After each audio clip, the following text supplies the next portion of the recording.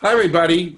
Welcome to the first Weed the People New Jersey Cannabis Symposium with such an eclectic group of people. And I'm Calvin Schwartz, the moderator. That's why I'm wearing a tie. I'm a moderator. And I'll briefly just say how this all came about. And it's through the magic and the wonder. I'm going to give a prop to LinkedIn, but I had met Guytona Larghiri on LinkedIn 3 or 5, 6 months ago, and that was a boom. We connected because of Newark and because of Rutgers, and all of that energy in part really led to this, and this is all Gaetano's doing. And then bumped into Nathan on LinkedIn, who just graduated from Rutgers, and then the rest of you. So we're here and we have a mission, and I think this should be such an interesting, and that's why I jumped aboard. This will be appearing on Conversations with Calvin, We the Species, a new YouTube channel, and it will be promulgated. I looked that word up this morning. It will be promulgated and thrown all over the place, globally and elsewhere. And such an amazing bunch of people that we've put together, Gaetano put together. I've done nothing except sit here and preside. So without further ado, I wanted to begin the questions. So I'm gonna actually read it. Folks, please tell us your name or where you're from, the name of your business, company, under organization, and what particular area do you focus on in the cannabis space? Take about a minute a piece, give or take.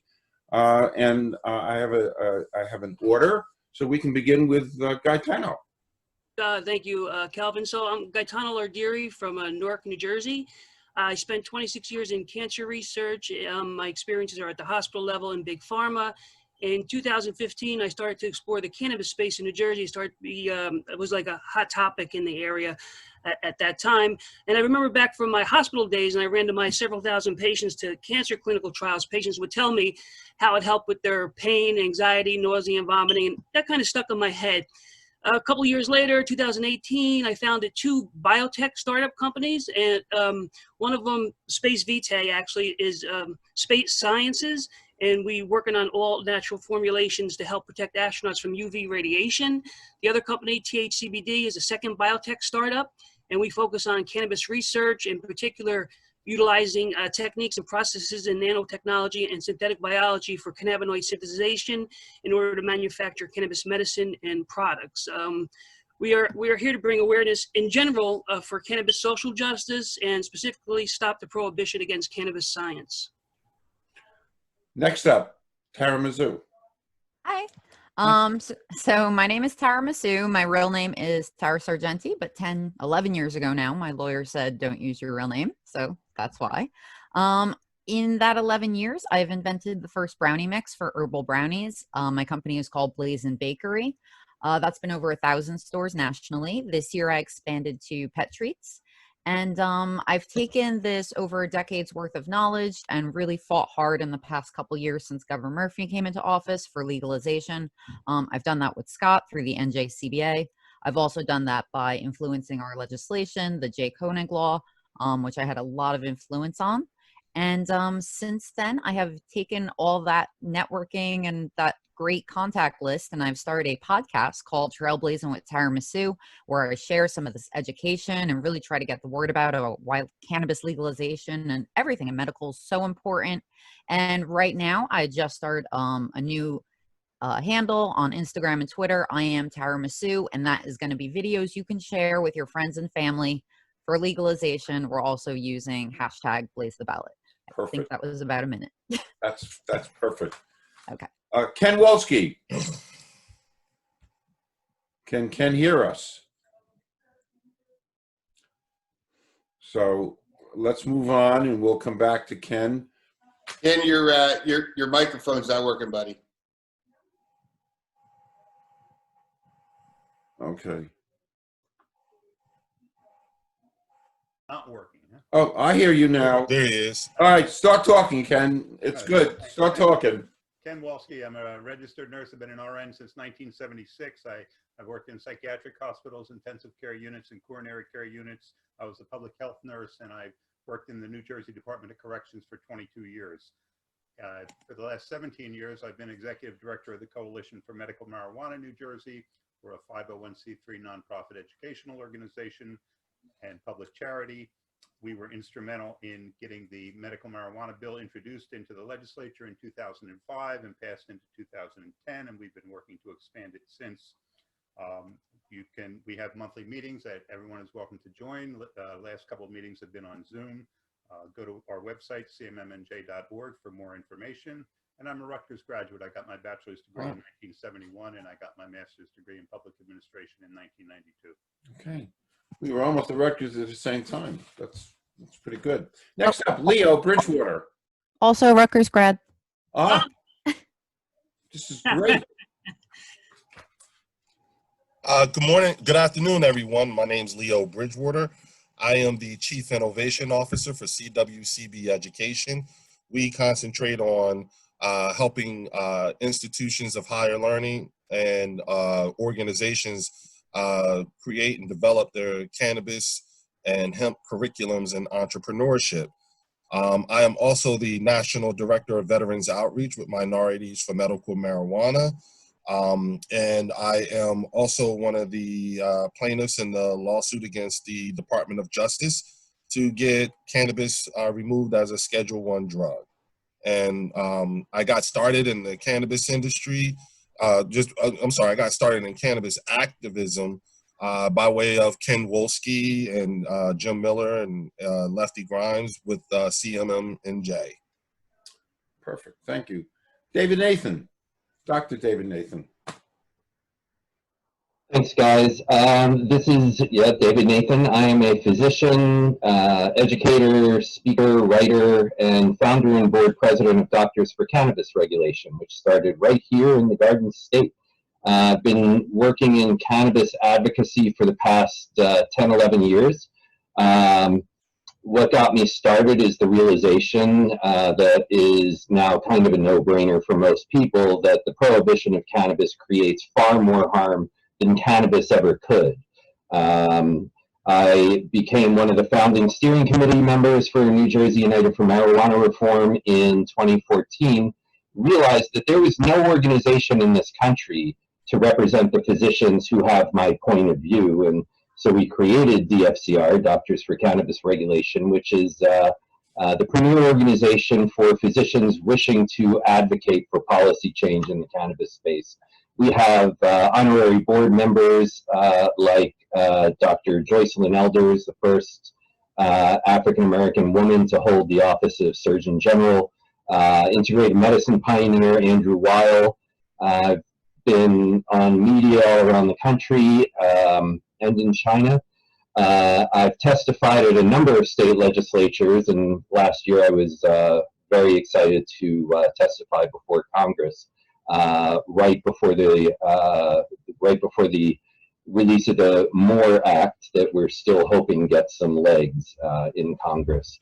And I am also a leader of NJCAN 2020, which is the coalition of groups such as Doctors for Cannabis Regulation and the NAACP, Latino Action Network, Law Enforcement Action Partnership, to get the ballot initiative passed here in New Jersey in November. And so my biggest plea to everybody out there is not just to look at your ballot, turn it over, find the ballot question on the reverse, question number 1, but also to tell all your friends, because if we don't vote for it, it's not going to happen, and we really have to end the prohibition of cannabis in New Jersey. My Twitter handle is David Nathan MD. Thanks. Before we go on, I just want to make an announcement to everybody who's watching this on LinkedIn. This will now be continued for all of you. We're going to move this over to our conversations with Calvin, We the Species, where the entire symposium will be followed by a Q&A. So we're just now going to continue. Next up is Scott Rutter. Hi, Calvin. Thanks for having me. Scott Rutter. I'm the president and founder of the New Jersey Cannabis Association. We're New Jersey's first and largest trade association dedicated to the cannabis space. When we formed ourselves a few years ago, at the time there's only 5 dispensaries in New Jersey. So when we formed our board, we wanted to do this from a recognition that we're going to help not just create a business opportunity, but to help create an ecosystem for the cannabis industry to grow. So we have representation from doctors on our board, patients on our board. We have law enforcement, because particularly if you look at the time frame that we founded ourselves, it was a lot about education. And so we've been working with our brothers and sisters and on the social justice side, on the medical side, and so far so good. I'm going to work with everybody on this call. Nathan Samson, I don't know you yet, but I'm going to be working with you soon. Tira Sargente, Tira Misu has been very instrumental with all that we've been doing at the NJCBA. And again, shout out to Ken Wolski here. Without him and all of his leadership throughout the years, we're probably not even having this call right now. So that's proud to be part of this whole thing. And as Dr. Nathan said, NJCAN 2020, one of the organizations that's running the cannabis campaign. We're working alongside advocates and social justice groups and patient advocacy groups because this is a big thing that we're about to do. So on November 3rd, make sure you vote yes and share all the information out there right now. Share it on social media, share all the information you're getting, because we've never had an election like this. We've never had a total vote by mail ever in the state of New Jersey. So this is going to be something new. So make sure you find a ballot question on your ballot, make sure you're clicking yes and send it back. That's great. Nadir Pearson.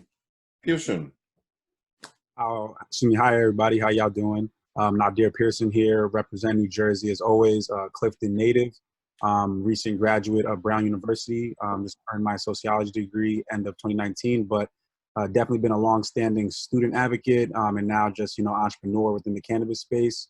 I'm the founder and president of SMART, which is the Student Marijuana Alliance for Research and Transparency. And so that's been a really great endeavor into college cannabis. Really talking about how academia needs to play a role in, what this industry can do in terms of education. These are, Rutgers, Stockton University, Middlesex County Community College, right? All these universities and institutions of higher learning that have some really great contributions and things that they can offer to this industry in terms of legitimizing it, and in terms of getting this information out there so people know what it means when they're voting yes. On question 1, right? And how we can able to make this some long-standing impact historically as well. So excited for those things. I'm excited to represent New Jersey and just continue to represent for the younger folks. Perfect. I don't see Charlana's microphone on, so I'm just going to ask Nathan, would you like to say a few words as a student, recent alum representative? Sure. I'm Nathan Samson. I've lived in New Jersey for 5 years and I'm a Rutgers alumni, representing the class of 2020. Met Calvin on LinkedIn, and basically I really was looking for a way to help kind of with cannabis advocacy and see what I could do in the space. We were having a completely different conversation when Calvin brought up the opportunity, and I was really happy to help. So I reached out to some Rutgers students, collected a bunch of questions that we're using here today. Thank you. Perfect. All right. Question number 2, moving along. Question number 2, why is it important to New Jersey in general and to you personally to vote yes for this ballot question? Gaetano. Excuse me, before we get there, can I introduce myself? Oh, yes, I saw you were muted, Charlana. I wasn't sure. You're fine. It's No, good. I'm so sorry. Please, No, it's okay. No worries. please introduce yourself. Thank you. I'm Charlana McKeithen. First and foremost, I'm a medical marijuana patient. And please bear with me because I'm dealing with an extreme amount of pain, but I wanted to be here to get this message across, especially to students and anyone else that comes across here. I am the founder, executive director, Garden State Normal. We have a 501c4 and a 501c3 nonprofits, which we can endorse campaigns. And we will be working with our national organization, NORMAL, which stands for National Organization for the Reform of Marijuana Laws, to bring advocacy to New Jersey for the ballot question. So we'll be putting more information about that. I am also the chair of the development committee for Delaware CAN, which is a Delaware advocacy group. I'm also a part of the coalition of NJUMR, New Jersey for the Reform of Marijuana Laws, and also a member of CAGE without an E, Cannabis Advisory Group. And my focus is to bring awareness for patients and consumers. Perfect. Perfect. Perfect. Gaetano, do you remember the question? Shall I repeat it? I can't hear you. Unmute yourself. Oh, there I go. All right. Okay, there he is. All right, you can hear now, right? Thank you, Calvin. So set aside for a second the enormous amount of revenue it would generate. First and foremost, we need to focus on the social justice piece of the puzzle, and let's stop the more than 30,000 arrests in New Jersey for the minor marijuana infractions. And I'll allow my esteemed panelists to expand more on that topic. But as New Jersey goes, so does the East Coast, basically. New York, Pennsylvania, Rhode Island, Connecticut, they'll all follow once we legalize. On the science side of things, New Jersey is known as the medicine chest of the world, due to the fact that there are more major pharmaceutical companies headquartered here in New Jersey anywhere other than any other place in the world. Actually, it's a very academic state, and there's more PhDs here per square mile in New Jersey than anywhere in the world other than Israel, actually. So a yes vote means to me the start of the stopping of the unnecessary arrests, starting a dialogue on how to make right for years of injustice, and the start of New Jersey making scientific inroads by applying the academic resources, intellectual acumen to study and properly study the plant and all it has to offer us. Tara. Sure. So I will say something that, I mean, other people are going to cover the social equity, the economics, and, a lot of medical, the really important areas. What I'll speak to is something important to me, which is small business, women, minorities, and veterans in particular. Small business, because in honesty, that's an area that New Jersey is slightly failing in and other states are excelling. And I want that opportunity for people in my state as a small business owner, as a female who's, has really worked her way up and, had a lot of fights along the way. And I want to pave the road so it's easier for people who want to go that path in the future. And legalization here. And if, on November 3rd, once we get this passed, and we will, the fight's not over. And that's what people have to remember. November 4th, we wake up and we keep fighting to make this even better. And we will get all these opportunities. But what we need is that first step of legalization. And now why this is personally important to me is because I have spent most of my adult life fighting for this. And you know what? It's great to see this mass support, but we can't forget the people whose shoulders this industry has been built upon. Many now who are incarcerated, who have had their lives ruined, damaged. So this really, I know there's taxes and schools and education and things that are more important maybe in the bigger picture. But for me, this is what I dedicated my life to. So this is everything. So please get out, vote, yes. Ken. Thank you. Like Tara, I have spent most of my adult life advocating for marijuana reform. I did my first research on marijuana as a senior in Trenton High School in 1966, and I'm 72 years old now, and I'm very excited that we are very close to legalizing marijuana here in New Jersey. Marijuana legalization will benefit the state of New Jersey in many ways. It'll provide easier medical access. It'll provide a safer alternative than alcohol, and it will increase personal freedom. Medically, it changes marijuana from a drug that requires a specific diagnosis and multiple doctor visits to a drug that can be purchased over the counter like aspirin. As a way to relax in the evening, it presents a much safer alternative than alcohol, which has many devastating effects on the body and is a solvent. And finally, legalization of marijuana will also strike a blow for religious freedom. Many religions both historically and currently, have recognized the spiritual value of marijuana and have used marijuana as a sacrament. And these religions should not be persecuted because they use a sacrament that is different than wine. So I'm very excited about this, and I certainly hope that this will pass into law. Great. Leo? Can you repeat the question for me again, Yes, Calvin? I will. Why is it important to New Jersey in general and you personally to vote yes for this ballot question on November 3rd? Okay. Well, it's important to New Jersey because as of today, every citizen in the state of New Jersey, and you might as well say every human being in the world, now qualifies for a medical marijuana card just based off of anxiety and PTSD, post-traumatic stress corona. As my colleagues have all said, you know, when it comes to social justice and minority inclusion, I don't have more to add other than what they've said, so there's no need for me to drive home the point. But what I will say is that when you look at where we are at this time in time, the governor just signed our budget about an hour ago, and we are $4 billion short on the budget. And when you talk about the making of money or the industry in cannabis, if we are to be as successful as we can be, it's going to require everyone. There cannot be any variable that excludes anyone. And when you look at where we are today at this time in time, as far as the industry, we are, from an African-American community standpoint, we are grossly time inappropriate in our formal education. And when you look at the cannabis industry as a whole, the fact that it's currently the wild, wild west right now, all roads lead back to education or lack thereof.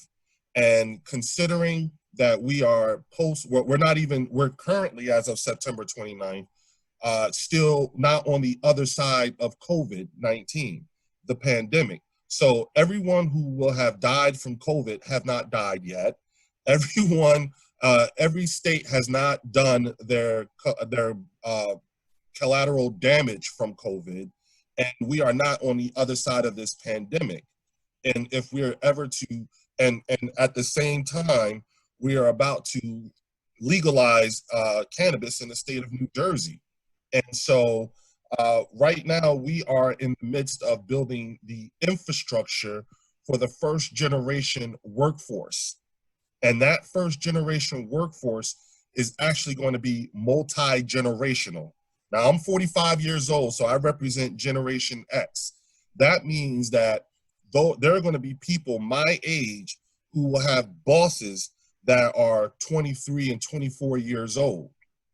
And so when you look at the damage from COVID-19, it's actually the official cutoff for the first generation cannabis entrepreneur. And that's a mighty thing to do, because when you talk about cannabis legalization in New Jersey, you're messing with old money, which is the pharmaceutical industry who's been operating for generations. You're messing with long money, which is the alcohol industry. And then you're messing with big money, which is the prison industrial complex. And so until we are able to show the state and the country how we can replace the monies that will be lost because of those three things, that's when things are. So right now, the state of New Jersey is in a perpetual gotta rob Peter to pay Paul, you know, and when you talk about cannabis legalization in New Jersey, that's some big money. And so when you look at within a 250 square mile radius of Trenton, New Jersey, where I live, you're talking about somewhere between 27 and 33 million people, which is why New Jersey is the new jump off point for the cannabis industry and the rest, and the gateway to the rest of the country falling for this. Just to kind of highlight something you said that resonated with me, I'm not really going to do commentary, but a few years ago, I was in Michigan and I met Brian Stevenson and heard him speak from the Equal Justice initiative. And what he said to me, what I heard, and it's embedded into this whole marijuana initiative, is it's better to be rich and guilty than poor and innocent in America. And part of the whole question, as I see it, is the dispensing of equal justice and taking away something that's put so many people in prison. So that's my comment, and that has been resonating inside me for a long time. So moving along, next is David Nathan, please. Thank you. Yeah, to me, from the physician's standpoint, the number one reason to legalize cannabis is actually public health. You know, a lot of people say, well, for the sake of social justice, we have to make compromises on public health for the legalization. That's exactly wrong. Even those who oppose legalization at this point oppose the criminalization of cannabis because they understand how racist it is. And even if you're not the most enlightened person in the world, you can understand how cannabis prohibition is a drag on the economy, and the effect that it has on African Americans and people of color is bad for everybody. But what people in opposition don't understand is that when they favor the so-called decriminalization, which is to remove the criminal penalties for possession while maintaining the drug's illegality, they do a couple of bad things. One is that they prevent or that they perpetuate the illegal market. They actually make, by increasing demand in reducing penalties and constricting supply, you actually make the illegal market more profitable and therefore more competitive and therefore potentially more violent. So right there is a reason to legalize cannabis. Another reason is the way in which people are substituting cannabis for other drugs. I think Ken Wolski and others have already alluded to this. But what we see is in legalized states, the use of opioids and other more dangerous drugs actually goes down. Another reason is, people will claim without evidence that cannabis legalization will be harmful for our nation's youth, when in fact our country's young people have said for decades, 18-year-olds say that they have, 80 to 90% say that they have easy access to cannabis if they want it.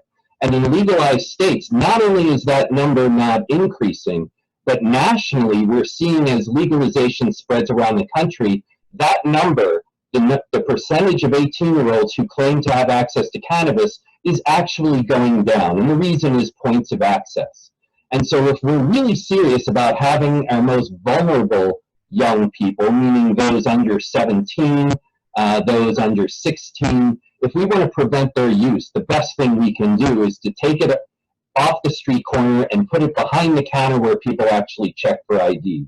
But let me tell you my personal favorite reason, and that's right in the name of Doctors for Cannabis regulation. And that is, it is morally and it is logically incomprehensible and indefensible to think that you can soften the penalties for a drug while keeping it illegal and preventing the government from having any regulatory power over that drug.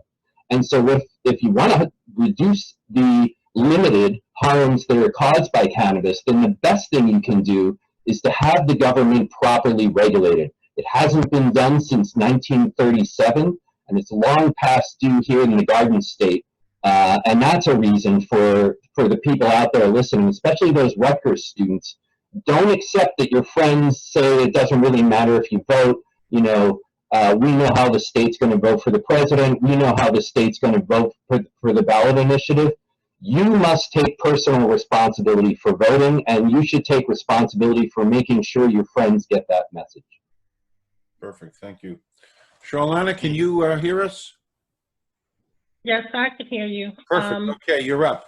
I think pretty much everyone has covered just about everything you can say. Again, you'll hear me repeat this. First and foremost, I'm a medical marijuana patient, and I've gone from 15 pills a day, multiple times a day, to 4. So cannabis is my life. Cannabis is my passion.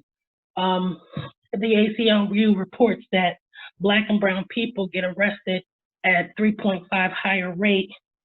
Also, medical marijuana patients are still having problems with getting arrested. So we need education. We need a regulated market. The reason why we need to vote yes is because decriminalization is a Band-Aid. We need legalization. We need this tax money to go back into the Black and brown communities that was hit hardest by the war on drugs.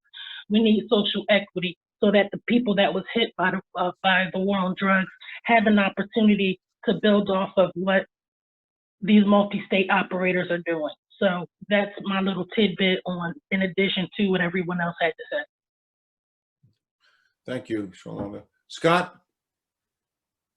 Sure, I think we're covering all the right points. So I'll put some numbers to things. So annually, New Jersey spends approximately $145 million every year, arresting about 36,000 people every year. That's about 94 people every day. Wow. So about 94 people every day have been arrested. It costs the taxpayers about $145 million. Wow. What this opportunity does for us is it gives us the opportunity to sort of flip that switch. And why don't we generate $300 million in new revenue for the state instead of spending $145 million? Why don't we create tens of thousands of jobs instead of arresting tens of thousands of people? So it's about understanding what prohibition has done. I think Dr. Nathan said it earlier.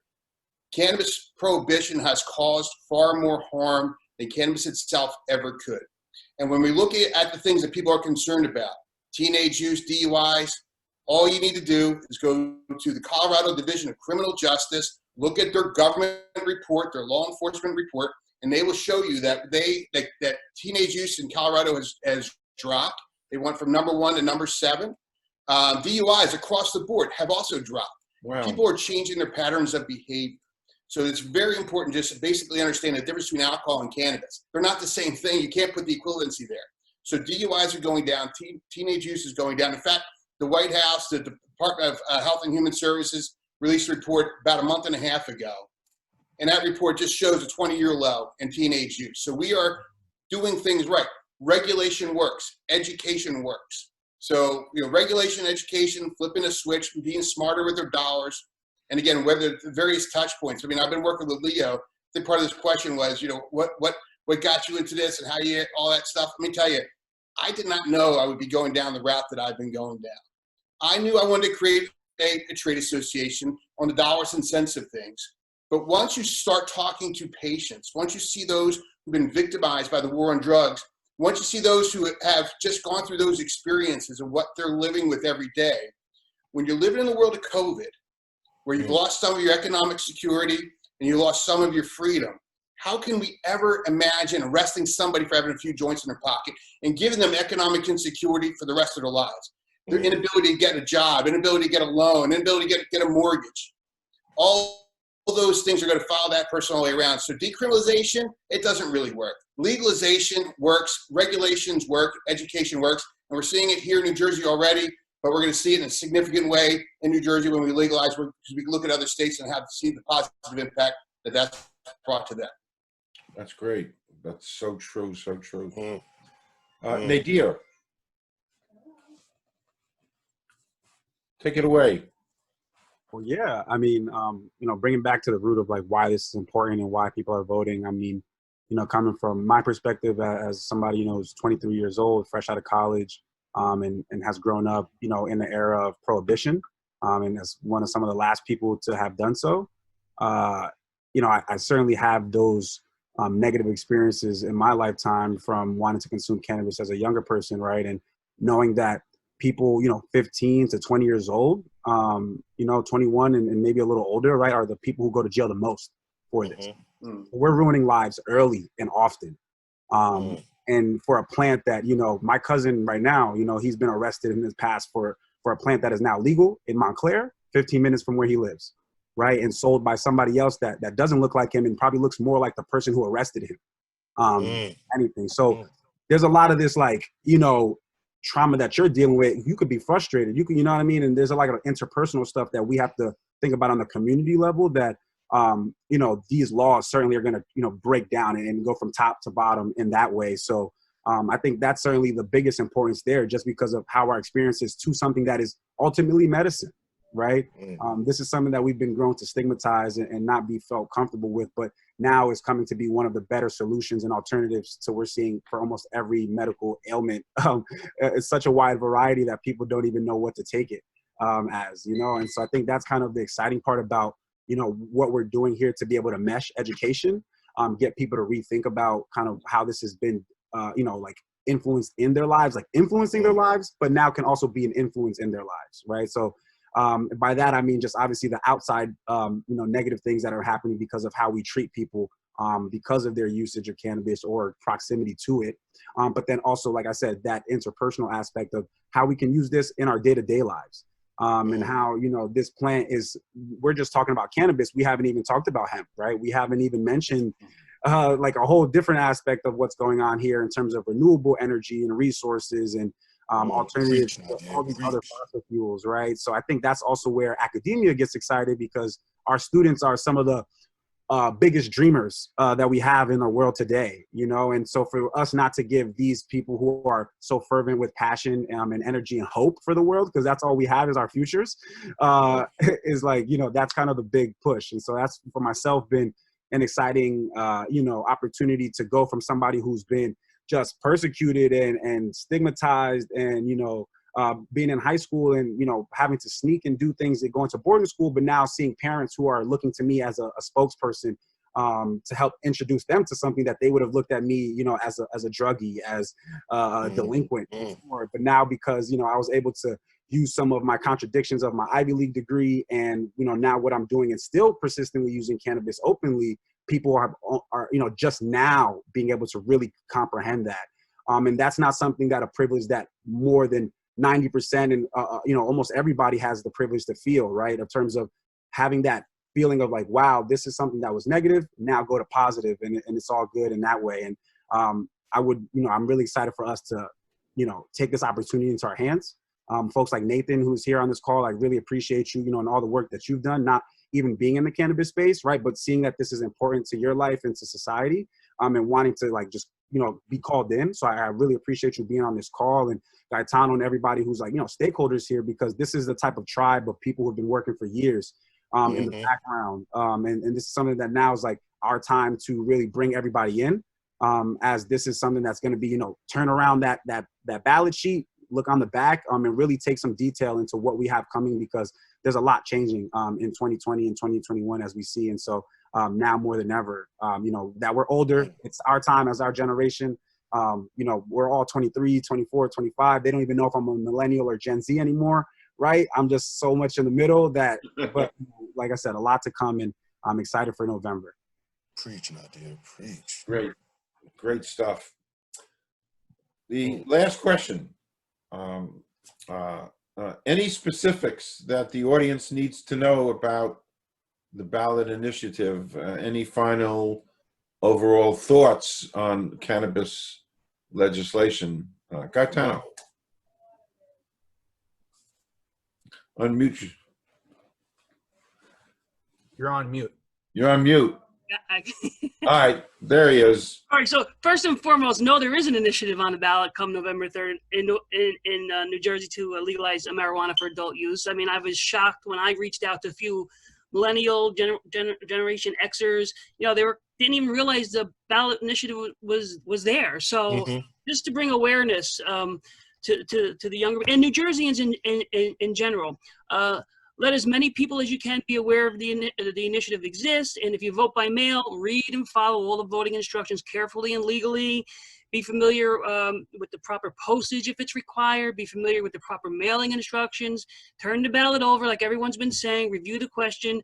And most importantly, vote yes. Actually, I got my ballot. I got my ballot today. So this is what the question, at least in Essex County, the question's here. Then it says to look at a second sheet, and the second sheet actually has the question posted on it. So just look for that. You know, turn the ballot over. It might be different in other counties, but read those carefully. But a yes vote, again, will stop unnecessary arrest, stop cannabis prohibition, and we'll begin the dialogue to correct years of injustice. And we'll be part of a once-in-a-lifetime social justice movement and start the scientific revolution and revelation of this plant, and so we could study it and study its potential and see what it has to actually offer humanity. Right. Tara? So I know everyone on this call, and I knew what they were going to talk about, and I know what I usually talk about. And I said, what can I talk about that's specific to Rutgers students that maybe would identify with them and bring up a point that hasn't been touched on? And something that I realized hasn't been touched on, we always talk about minorities being arrested at 3.5 times the rate of, and that means Black and brown people. And that absolutely is a tragedy, and it should be enough to motivate someone to go to the polls. But I thought, what if I play devil's advocate for a moment for someone who might say, well, that's horrible, but that's not my problem. You know, I live in this, you know, white suburban community that doesn't affect me. So maybe that's not motivational enough. So I want to tell a story about someone who reached out to me recently, and their son was applying to colleges, and he had been in a car, and I think him and his friend had a joint. They were just two kids driving around the suburbs, and he got caught, and he said, do I need a lawyer? And I said, I don't know, let me call a cannabis lawyer. I'll call you back. So I called one, and he said, yes, this kid needs a lawyer. Like, if that is very easily could keep him from getting into his college, and will follow him the rest of his life if he wants to go to grad school when he goes to get his first job. So don't think because you live in, you know, an affluent suburb, or you're white, or you're young, and you grew up with a much softer version of prohibition than people my age, or, you know, people on this video. Really, it's everyone's problem. So don't think you're special. Don't think you get special treatment. Get out there and vote. You need rights too. And you shouldn't have to say that, but you do. And the other thing I wanted to say is there are people who are saying this isn't good enough. The ballot question isn't good enough. I'm holding out till we get, and whatever that may be, home grow, minority, small business, more licenses, whatever your passion is. But I just wanted to add, it's been 25 years since California gave us medical marijuana, and it's been 7 years now for Colorado putting forward adult use. And throughout that time, we have seen continuing legislation, things progress, problems that have come up and been answered. And we still have a lot of advocates in New Jersey who are going to keep pushing after this passes. But the very first step before we can do anything is we need this to pass. So let it be enough. It's not going to be perfect, but we need to make this step in progress before we can do any of those other things. So that's what I have. Perfect. And I love the way you addressed that to the Rutgers students, because there's going to be a big chunk of those hopefully seeing this and thinking about your amazing words, what you just said. Ken.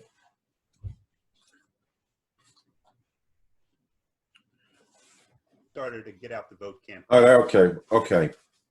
We started to get out the vote campaign in July of this year, and we sent letters to every college president in the state of New Jersey, asking them to endorse our campaign and to work with us to let their students know that there is a marijuana initiative on the ballot, and they can vote for it. We believe that the general elections presents a perfect opportunity to engage young people in the civic process by encouraging them to register and vote. And just to let them know too that the deadline to register to vote in New Jersey is October 13th. So don't delay any longer if you're not registered to vote. Over 70% of young adults in New Jersey support marijuana reform, but they're also the least likely to be registered and actually to go out and vote, that demographic. So we were trying to encourage the college presidents that even if they don't support cannabis reform, we're certain that they share our goal of encouraging students on their campus to register and vote. And finally, just one other issue about the ballot question. When that ballot question passes, we're also going to amend the Jake Honig Compassionate Use Medical Cannabis Act to read, quote, "The growth, cultivation, processing, manufacturing, preparing, packaging, transferring, and retail purchasing and consumption of cannabis by persons 21 years of age or older shall be lawful and subject to regulation by the Cannabis Regulatory Commission," unquote.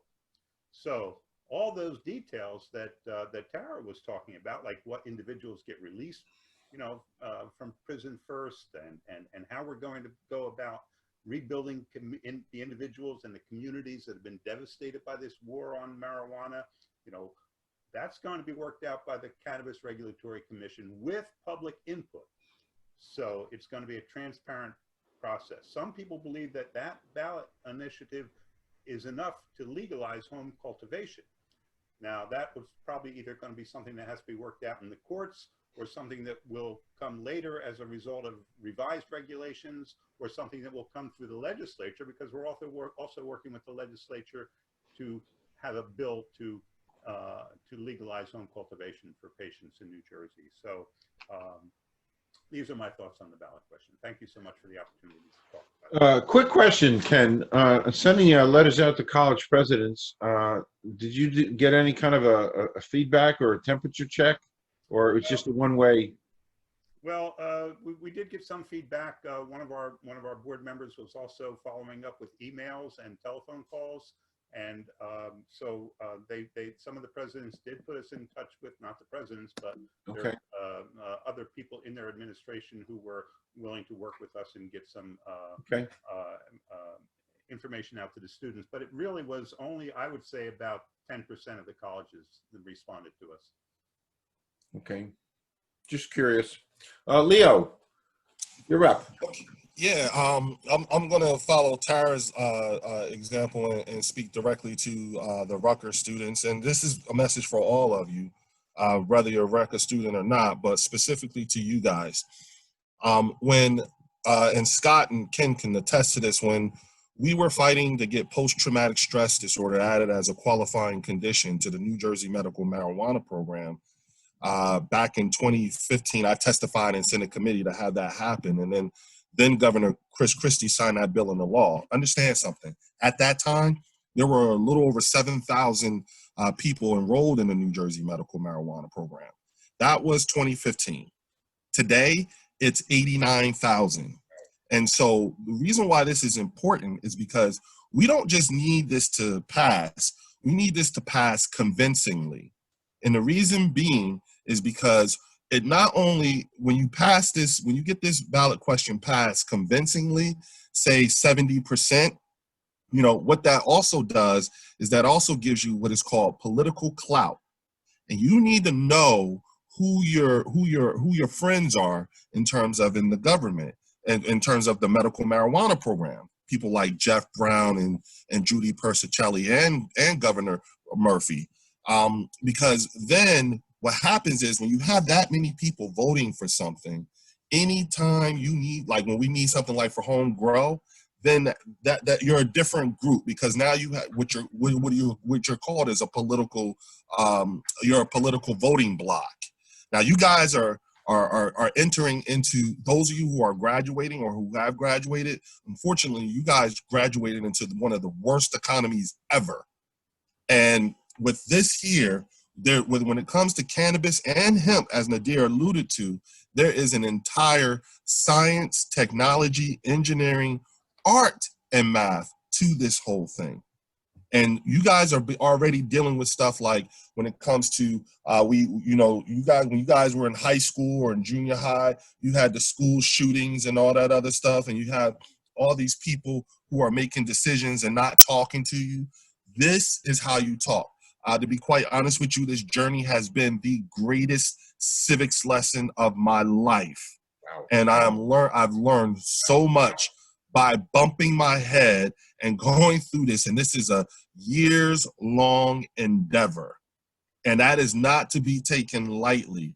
And considering the current racial and political climate of this country today, that convincing vote is ever so needed now more than ever, because the decisions that are being made, not just from a president on down, but entirely, there are people who are making decisions without your input. And so what we need is, we need this to be voted on convincingly. And I also need you guys to go home and talk to your family members about this as well. that's the way we get, it's not just how we get cannabis legalized, but it's also how we become a very strong voice and a group of people to actually be pandered to by our politicians, where we could demand the best of the best. Great. Wow. David. Amen. Yeah.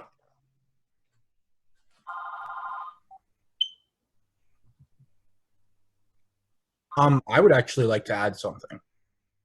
So it's important that New Jersey does this, because we are a state in between two giant cities, and this is a global struggle. This is something that is other states have started and led, but New Jersey can really be a state that leads going forward. We have, like you already pointed out, the medical capacity and the brain power to really lead. And at the same time, from the perspective of my generation, there's an old path, which was the way that things have gone until now, where consumption of marijuana is a risk, because the most dangerous thing is being caught by the police and getting in danger, getting your life in trouble. But when we flip that, we're creating opportunity for ourselves and everyone in the state. We're creating opportunities for everybody nationwide, and we need to be an example. So that's Tell him, Nathan. Tell him. you. Preach. Thank you, Nathan. And now David Nathan. We got David, we can't hear you.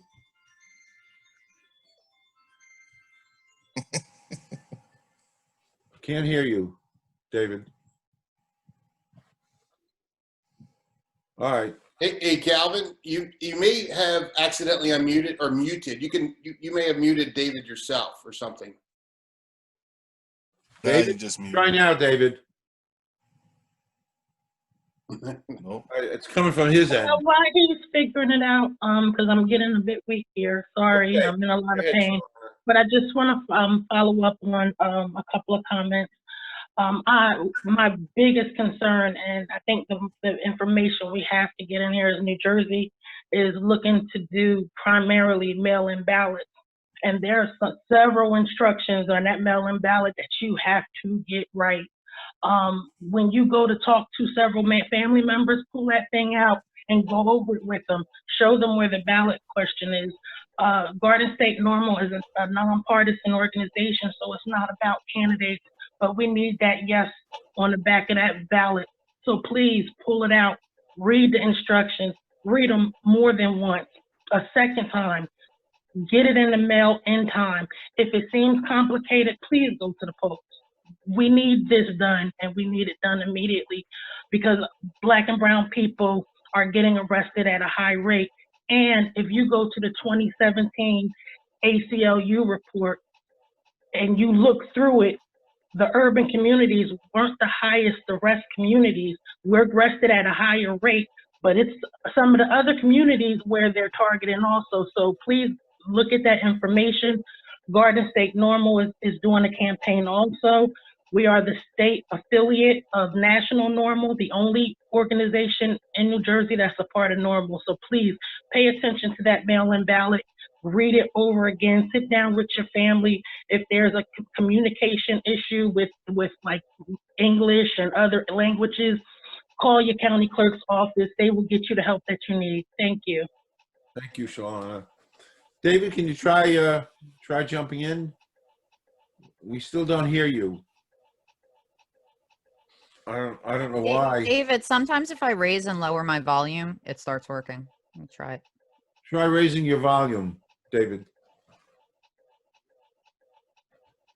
Can you hear us? He can hear Yeah, us. he can hear us. He's just Yeah, saying, go yeah. ahead.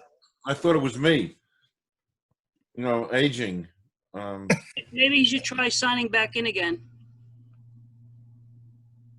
No, he's gonna type in what he's gonna say, I think. All right. In the meantime, you know, keep talking. Maybe it'll click in. In the meantime, I'm going to go over to Scott. Sure, I'll I'll go with talking to the Rutgers kids because that's what we're doing, right? I mean, this is about our future, right? And you know, you look at the job opportunities here. So we've talked a lot about social justice, which is critical. I mean, if you understand the war on drugs, you have to appreciate the social justice reforms that comes with legalization, right? But let's just talk about jobs right now, because that's one of those things where, you know, you're getting ready to graduate, whether it's this year, next year, or the following year, and the economic insecurity is significant. Right now, cannabis jobs in the United States across the board have surpassed manufacturing jobs. There are more cannabis-related jobs than there are tech jobs in Silicon Valley. So if you're going to look at something that's going to be so innovative, and you're going to be able to have various touch points, whether you're working with a dispensary or for a dispensary, you're going to ownership and entrepreneurship, or you can provide services to them. I mean, you look at New Jersey, we're looking at probably in New Jersey around 30,000 direct jobs when this is a fully formed industry. That doesn't even touch all the ancillary jobs. Working for a security company, working for a marketing company. You want to be an attorney, you want to be a CPA, you want to be a social, whatever you want to do, social media or otherwise. Those are the opportunities that are out there. And again, direct jobs already surpass manufacturing. When you add in all those ancillary jobs, all those other economic opportunities, we're getting into about 500,000 jobs in the United States and growing and growing and growing. Wow. So, you know, think of this right now, go into your history books and you go look about into the 90s when it was sort of the dot-com era and everybody was going crazy and all these new jobs and opportunities came up. That's where we are right now. If you think you've missed the boat, you haven't. It hasn't even started. We're still in the infancy stage of the cannabis industry, both in the United States and specifically here in New Jersey. So we got a lot more work we have to do, but this is the economic engine that's going to really help develop ourselves professionally and also help our state government bail itself out. Tell us, Scott. And Calvin, just to add on to that, the medical sector, I even changed my language around it. It's embryonic. The things that we're going to be able to do with synthesizing these cannabinoids and for medicine and for research, literally embryonic. So absolutely, man. We don't even know yet where this is going to go, and that's what's so amazing about this whole thing. This is going to weave in so many different directions. And being in New Jersey, a guy said it in the very beginning. This is the brain trust of the United States, even the world, when it comes to how many PhDs we have. So this is a great opportunity to be here. I'm telling you, you guys, you're on the precipice of a brand new emerging industry. So don't think you missed out because it hasn't even started. And I just want to say real quick, you know, to Scott's point, and this is speaking directly to, you know, everybody, but specifically to those Rutgers students, there will never, ever be another end of prohibition on cannabis again. This is it. And so if there is, what this requires of all of us is that it requires all of us to think 3, 4, 10 generations down the road.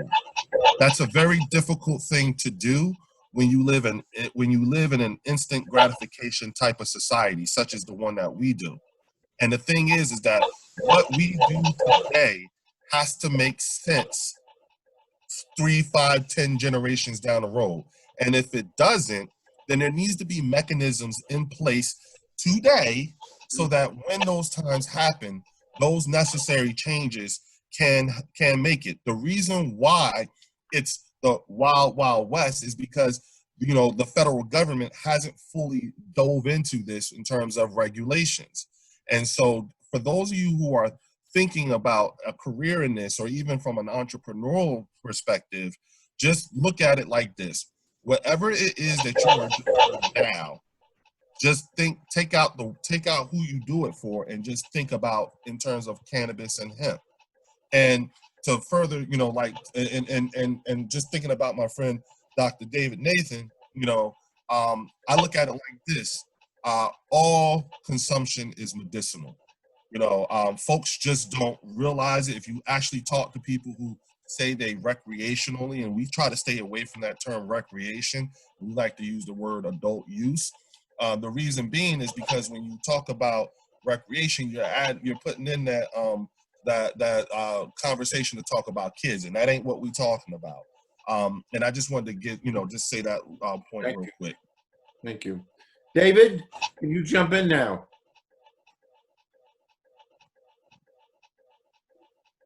Oh, man.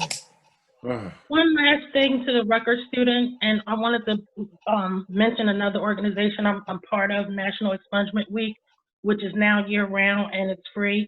But in addition to that, Scott was mentioning about jobs.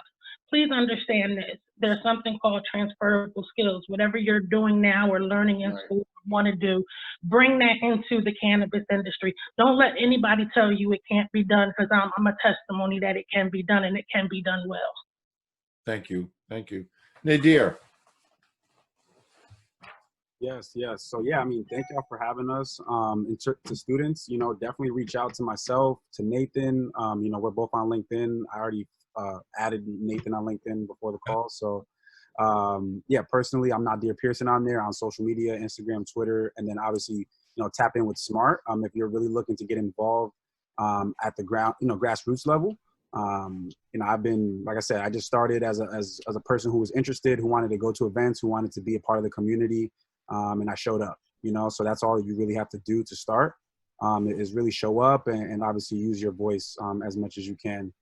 So yeah, you know, like I said, feel free to connect with myself. SMART is studentmmj.com or at studentmmj alliance. So yeah, definitely, like I said, thanks so much. Perfect. Perfect. So we are now at the end of the general symposium, and I'm going to turn the reins over to Gaetano and Nathan to conduct a Q&A. Nathan has been laboriously, that's a great word, laboriously cultivating and getting and gathering up students' questions for you all. So Gaetano, Nathan, take it away. Thank you, Calvin. So Nathan, just maybe you can tell everyone a little bit more about how you compiled the questions and who you reached out to. Calvin and I kind of got overwhelmed. So we put this little piece together, and we might have to do future pieces. So everyone stay tuned. We might be doing future pieces to reach out to the students and so on. But Nathan has some questions, and maybe we could start with the economic and political questions first at the top. Nathan, you can ask them. I know Scott has a hard stop at 3 o'clock. Okay, so Scott and Nadir both have hard stops at 3. So what I'm going to ask is both business related, but also going to be economics related first. So what did you guys do, or what do you guys advise other young people who are students or recent alumni to do to get involved and get really into the cannabis space and get connected? Yeah, Charlana, do you want to go first there?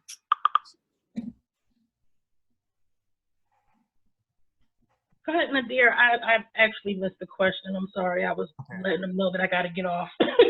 No worries. That's what I thought. I wanted to give you a chance if that was the case, but just no, I appreciate it, but I actually really did miss the question.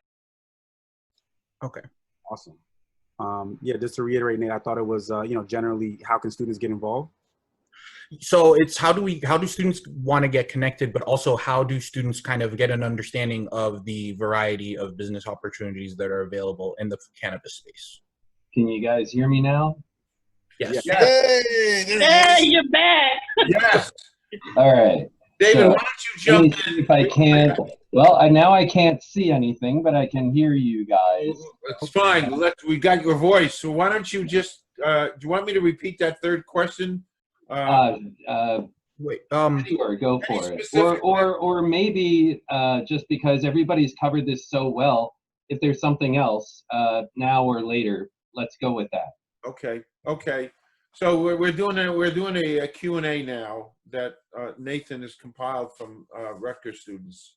So that's where we're at. Nadir just addressed it. So Scott and Nadir still need to address the question. All right. Nadir, you want to head out? Yeah, go ahead, Scott. You got it first. Sure. So you look at if you're looking at the cannabis industry, there's a lot of science involved with that. There's a lot of others. I think Charlana said earlier, there's a lot of transferable skill sets. So think about the cannabis industry as an industry. So it's going to touch just about everything from manufacturing. So there's going to be people who are going to be creating new products. They're going to be creating new marketing and brands and all these other things that people get excited about. The social media is a big, huge part of it. How are we going to promote these products? How distribution channels, security companies. You know, one of the fun facts that you often hear when you go to like a cannabis conference or something along those lines, and they talk about the gold rush of the 1800s and how more people made money selling pickaxes and strainers and Levi jeans than they did actually getting the gold. So don't just get yourself cycled into, I have to own a license, I have to own something. You know, that's sure, that should be a great objective. A lot of us here on this call have that same objective. But remember, when you're getting started, learning, getting certified, finding the right institution to get certified, there's a lot of different organizations out there. They're not really good. So you got to really look for one that's tied to a university, something that's tied to a community college, something that you can at least have some validation that the criteria that went in there and the education went in there is something valuable for you. But follow your passion. If you feel like, you know, you want to be in product development, or you have more of a science-based brain, or you just want to get into the creative side of it, there's something there for you. It really is. It's just like a regular industry. It seems really exciting right now because we're on this historical transformational moment. But in 10, 15 years, it's just another job in another industry. But being passionate about this right now, for those of us who've been doing this for a while, for you guys at Rutgers right now getting ready to launch into a career, this is momentous. This is historic. We're all going to be part of it together. Mm-hmm. Great. Yeah, and to continue to add on to that, you know, to Scott's point, it's basically whatever you're majoring in is probably something has to do with cannabis. You know, if you think about a company, whatever a company needs, a cannabis company needs, right?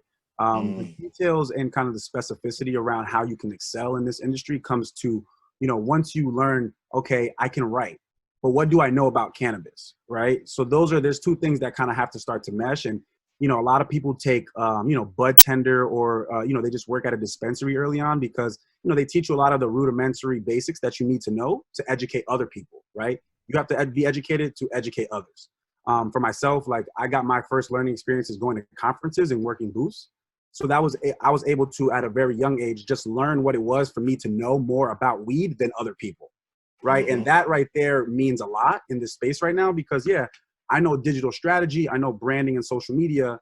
Do I know who the players are in the cannabis space, right? So that, you know, it's relevant, right? Do I know what content people are liking in this community? Because just like some people like, you know, Tamagotchis, and some people like Pokemon, and some people like Yu-Gi-Oh! There's an approach to working with those things the same way you would approach to working with a community of people who are interested in cannabis.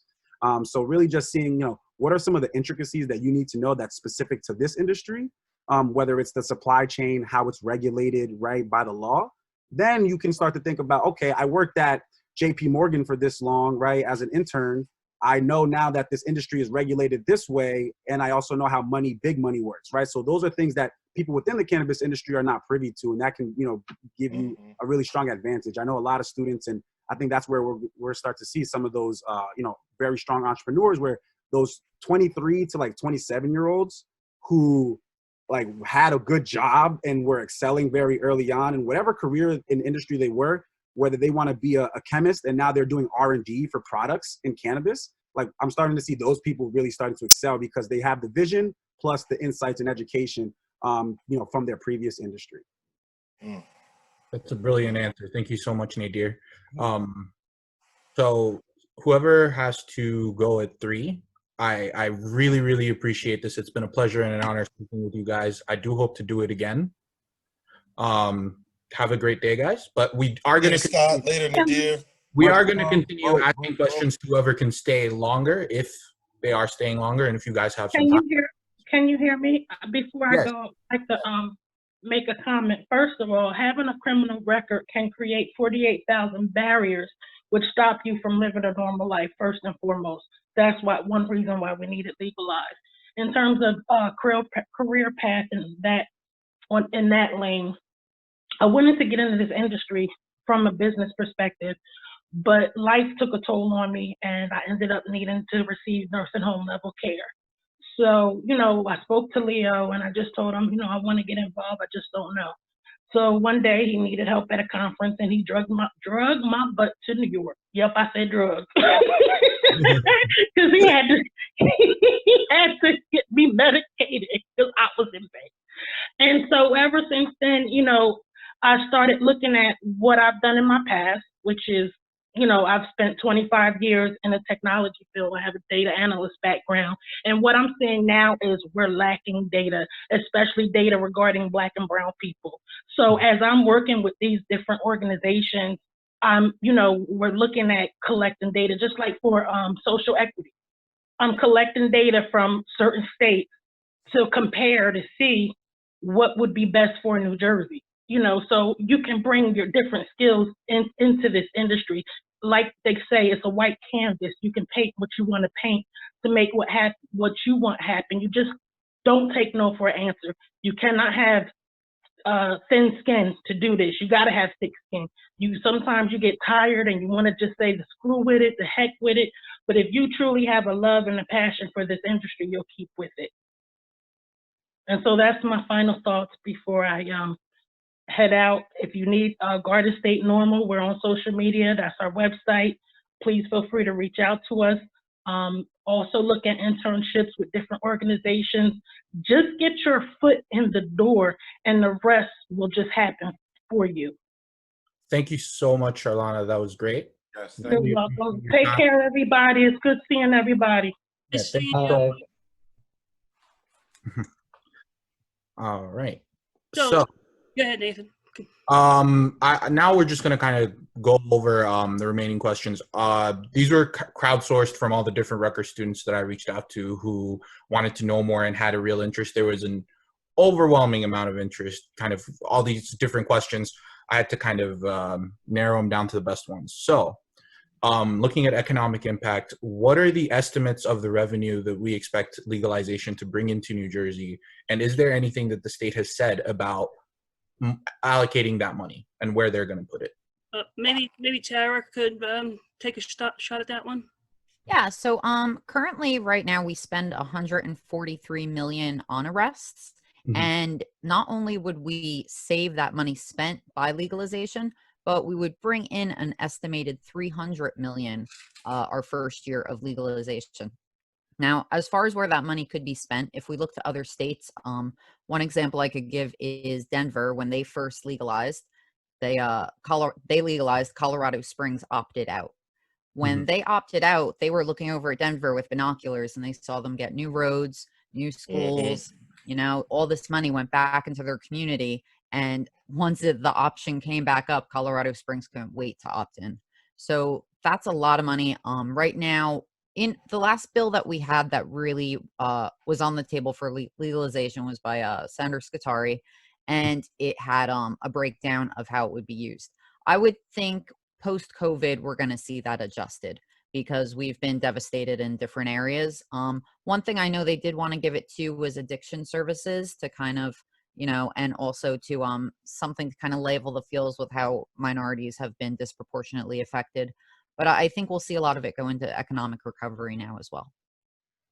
Okay. I just want to real quick say something about that because, all right, first of all, again, to the Rutgers students, to all of you, I understand something. We are talking, when it comes to revenue, whatever that number is, okay, we're talking about brand new, unaccounted for money, okay? We're not talking about shifting funds from one department to the other or anything like that. This is off the books money coming into the light, okay?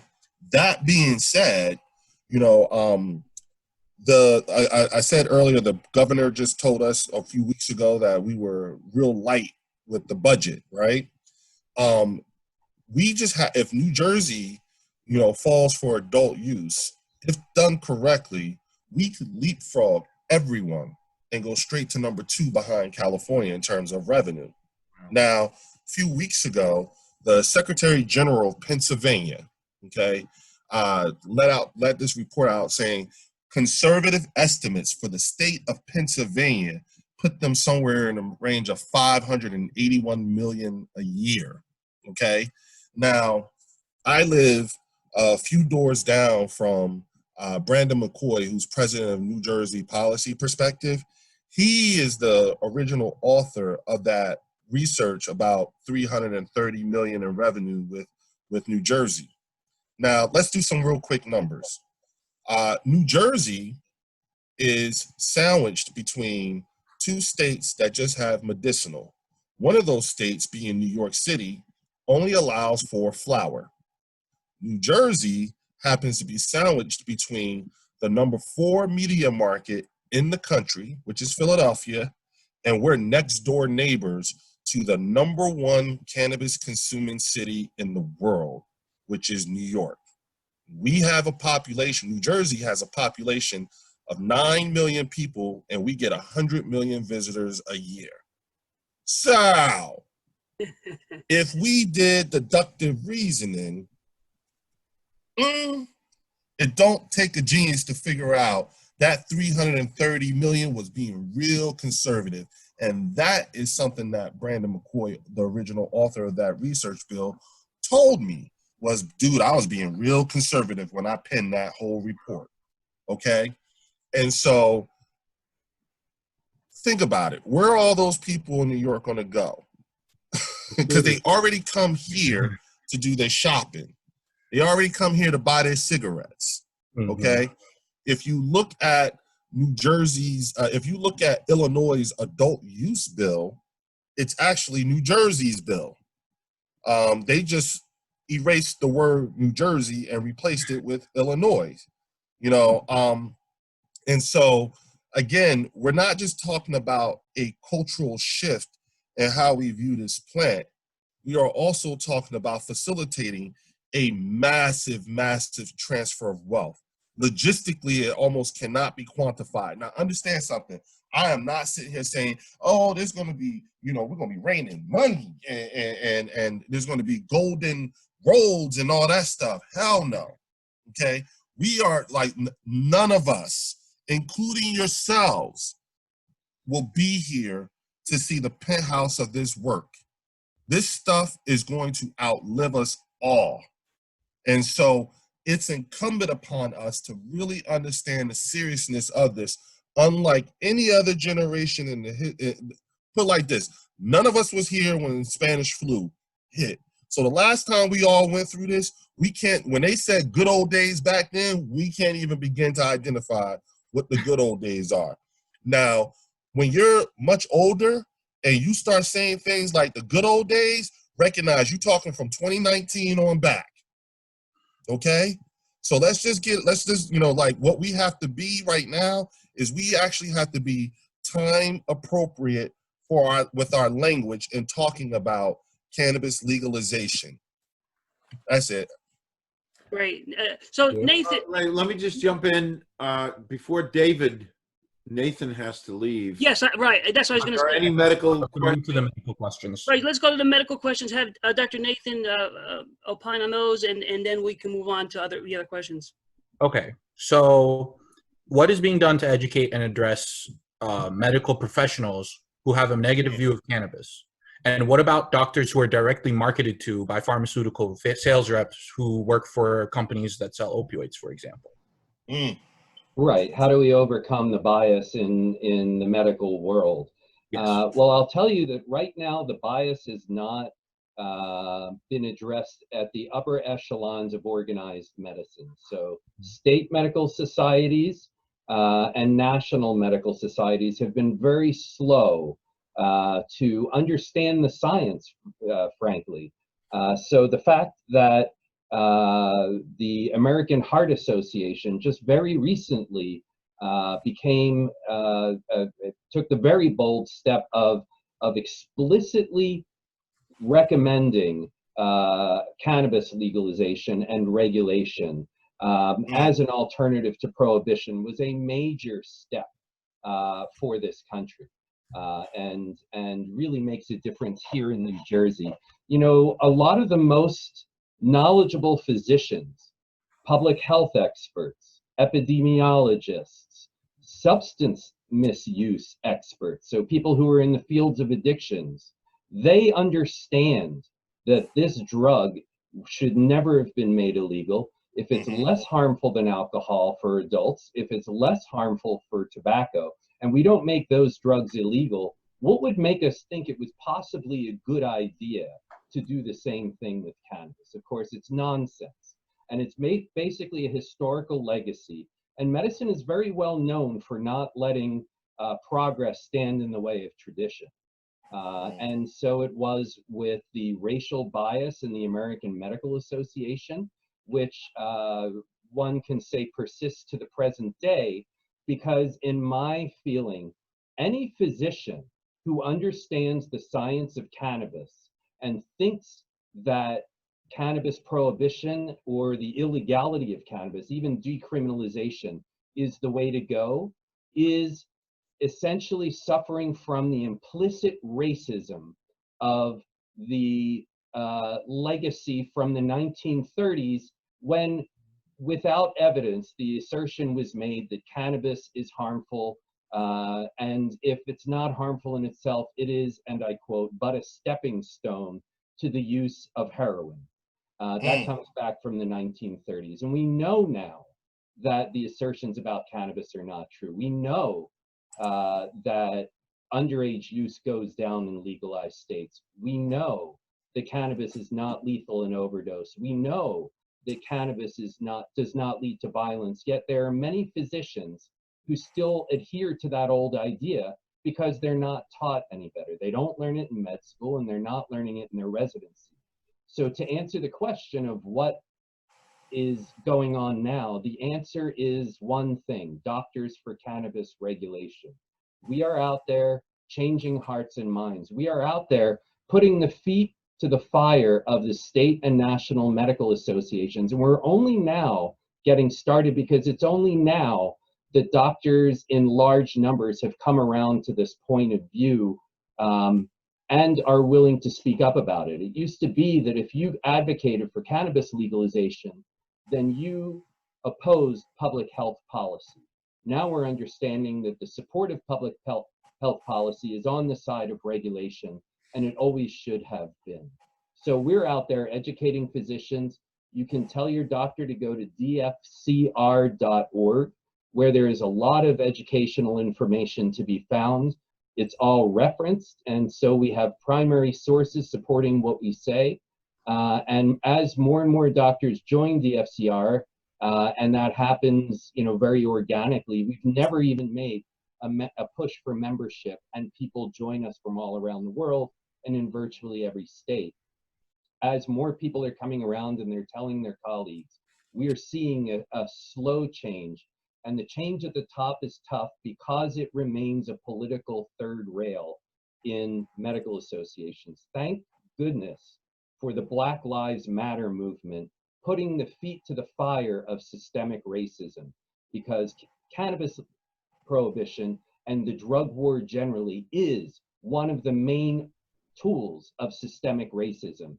And as physicians come to understand that, and as they finally put it together, that poverty is a much greater harm to public health than cannabis, then we will see hearts and minds at the top changing, and we are going to see a repudiation of the old policy. Thank you. I would like to ask you one more question. You probably could go on about this forever before you leave. And then I would like Dr. Ken and anyone else who would like to address the questions to say whatever they want to. Are there any mental illnesses or mental illness research that you believe is promising for cannabis treatment? That's tricky. So there is a group that we know should not use cannabis, and that's people who either have or are vulnerable to psychotic disorders. People with schizophrenia specifically. And that's a group where we already know that there is more harm than good. Some people will say that it causes schizophrenia. My read of the data, and bipolar and psychotic disorders are actually my specialty. My read of the data is that it will trigger it, it will exacerbate it. Like many drugs, and alcohol will, it doesn't seem to cause it. Are there disorders that may be treated with cannabis as a whole plant or some of its derivatives? There absolutely will be those indications.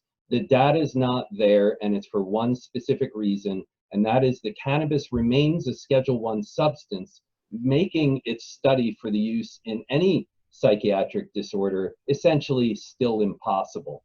What we do know is that there are thousands of military and war veterans like Leo who are out there and who say that cannabis has saved their lives, that they would have long ago committed suicide had it not been for cannabis, because other drugs did not help them with their PTSD.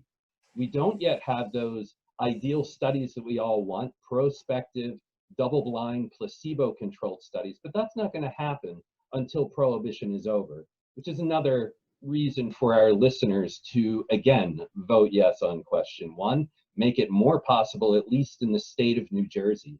But could it be useful for anxiety? Potentially. PTSD? Maybe.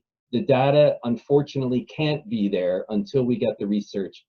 And remember that the absence of evidence is not the evidence of absence. The fact that we don't have the research doesn't mean that it won't be useful. It just means that physicians like me, who are very evidence-based, can't say one way or the other. Thank you so much for your time and your helpful answers, Dr. Nathan. We really Thank appreciate you so much. I appreciate being here, and thanks for putting up with the computer snafu. Oh, of Bye, course. everybody. Thank you. See you, Dave. Have a great week. Love you, man. You too. Take care, Dr. Love you Nathan. too, man. So maybe Leo has something to add to that as well in regard to Dr. Ken. PTSD. Go on. Leo? Well, this past April, we launched Bridge H2O, which is a indica dominant strain that you could find at Harmony Alternative Treatment Center up in Secaucus, New Jersey. I will say this, as someone who regularly consumes, and this isn't a plug or anything like that. The thought behind it when I first started working with Harmony was, I was having, dreams, flashbacks dreams. And what ended up happening was my wife and my son started bleeding into those dreams, and I was having dreams of firefights. And so when they would bleed into those dreams, I would fight even harder in the dreams. The way that translated on the outside was I was doing this in the bed. Okay? And so what would end up happening is I would wake up more tired than when I went to bed. Because when you're doing this all night, it's a workout. And so, but I found that when I consume an indica dominant strain, it allowed me to have a good night's rest with no dreams. And so, prior to this journey that Ken Wolski helped put me on, I was a very selfish cannabis consumer. It wasn't until I ended up having a number of battle buddies who attempted suicide and were successful in their attempts with suicide. And like a lot of people who evolved from activism into entrepreneurship, it was, either we got into this because either something happened to us or somebody we love. And that's a different kind of motivation. It almost can't be bought off, and so through activism is how the business revealed itself to me. And so it almost, in a weird sense, it became like a win-win type of situation in regards to how my entire approach. And mind you, I'm the co-founder of CannaGather New Jersey. Guy's been there a bunch of times, so he knows, you remember the numbers we were pulling, on a monthly basis. And what ultimately ended up happening is, it was an opportunity for like-minded individuals who were thinking from a entrepreneurship perspective to really gather around their colleagues so we could talk about, the things that were unique to the way we were working. And so in that uniqueness, a lot of the conversations would take a turn into the medicinal value of this plant, including hemp as well. Can I add something? I don't know if we were going to get to the question on the sheet after this one under medical, the one about different strains affecting different people. Yeah, that was going to be one of my next questions. It is. Okay. But we can go after it. We can talk about that. Go ahead. Yeah. No, Well, yeah. Nathan asked a question because Tara would be perfect to answer that as well. Okay. Yeah. So what kind of research do we have available for how different strains of cannabis affect people differently? And yeah. Absolutely. Oh. So there's something I just think is really cool, and it's something that's kind of new and up and coming. Is I had someone on my podcast, David Krantz, who is an epigenetics expert, and the same way they've been able to map our system with like 23andMe, they have now mapped our endocannabinoid system, so they can actually, yeah, it's amazing. So they can actually take your profile and match what strains and things like that are going to react best with you. And also, we have a 40% variable between how we metabolize cannabis. So that's why some people will be able to, smoke all day and be like Snoop and run an empire, and other people turn into like Bill and Ted, So it's really interesting, and it's something that dispensaries are now utilizing as part of patient intake to take a profile and to actually map their system and use it for strain selection, which I think is really going to be a huge advancement moving forward. Yeah, that's very cutting edge. And just to add to that, so there's lots of great work out there being done to collect and collate and make sense of the data on various strains and their effects on people. Lots of people out there, they're building and developing these databases, these libraries, these apps, and then collecting these data. If you're interested in this type of data, someone to look at is Dr. Ethan Russo from Phytex. He's doing some really phenomenal work in this space. I would suggest Googling him, look him up. He's doing high quality research, and in particular, exactly what Tara was talking about, matching the strains to the patients. So this is an interesting question, and it does bring up an interesting topic. Why does cannabis have potential to affect everyone differently? You have to understand a lot of things come into play. Your genetics, your unique biochemistry, the plant's genetics and consistency, your gender, your tolerance level, are you a smoker or non-smoker, your overall health, even your surroundings and your environment. So all those things have to be taken into consideration that have an influence on your tolerance level. That's true. Yeah. In the meantime, there are good quality data out there that you can research and find out what might help you, with your current medical condition. And I would definitely stick with one of the number one rules when you're starting cannabis. Go start low and go slow as well. Okay, real quick though, I just want to say this to the students too, because you'll hear this a lot. Okay, and I'm talking about, you'll hear this from politicians. There isn't enough research. I need more research. Okay. That's their Bullshit. You know what I'm saying? There's research. Like I often say this a lot. You got two types of people in government. You got Jetsons and you got Flintstones. Okay. And when it comes to the cannabis industry, when it comes to cannabis, period, that's a Jetson subject, and we're asking a bunch of Flintstones to write the rules to that. Okay. And who the Flintstones and the Jetsons are based on the words that they use. Okay. There's also, so if they still say something like gateway drug, you already know. That's like someone who still calls black people colored. We ain't talked that way in years. Okay. But there's also something else that you also need to be very cognizant of, particularly as it goes down with this political debate with it. There are a lot of Jetsons pretending to be Flintstones because it is much more profitable for them to be a Flintstone than it is to actually be a Jetsons. Okay? So I just want to make sure you're clear, because, if there's one thing that I have come to understand and learn, and you guys are seeing it, particularly with this political climate going on in this country, there's a play on words.